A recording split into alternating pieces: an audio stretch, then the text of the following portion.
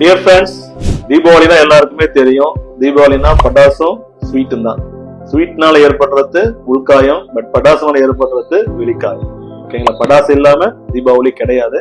But பட்டாசு வெடிக்கிறப்ப பார்த்து ஜாக்கிரதையா வெடிங்க. குழந்தைகளை கவனமா கையாளுங்க.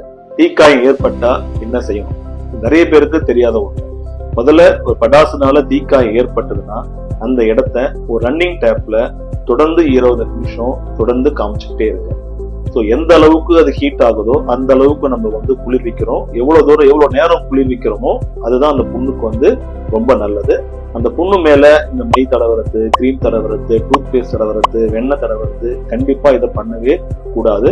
இது கண்டிப்பா பிரச்சனையை இன்னும் அதிகமாக்கத்தான் செய்யும். சப்போஸ் தீக்காயத்தோட ஒரு துணி ஒட்டிட்டு இருக்கு, மெட்டீரியல் ஏதாவது ஒட்டிட்டு இருக்குன்னா எடுக்க ட்ரை பண்ணாதீங்க. அதோடவே டேப்ல காமிச்சுட்டு கொடுங்க. எப்போ ஹாஸ்பிட்டல் போனோம், அந்த தீப்பட்ட காயத்தை 20 நிமிஷம் தொடர்ந்து ரன்னிங் வாட்டர்ல காமிச்சதுக்கு அப்புறம் ஒரு நல்ல ஒரு பிளாஸ்டிக் பையில, சுத்தமான ஒரு பிளாஸ்டிக் பையினால அந்த தீப்பட்ட இடத்தை மூடி மருத்துவமனைக்கு கொண்டு செல்றது நல்லது. பிளாஸ்டிக் ஒட்டாது. ஸோ அதே மாதிரி கண் பாதுகாப்பும் ரொம்ப முக்கியம். சப்போஸ் வெடி கண்ணில் பட்டுடுச்சுன்னா கண்ணை ரொம்ப கசக்காதீங்க. கண்ணை சுத்தமான ஒரு குளிர்ந்த நீர்ல கண்ணை வாஷ் பண்ணிட்டு ஒரு சுத்தமான துணியை கொண்டு கண்ணை மூடிட்டு உடனே கண் டாக்டர் நீங்க பார்க்கணும். நான் பண்ணிடலாமா? ஸோ எல்லாருக்கும் wish you happy and safe Deepavali.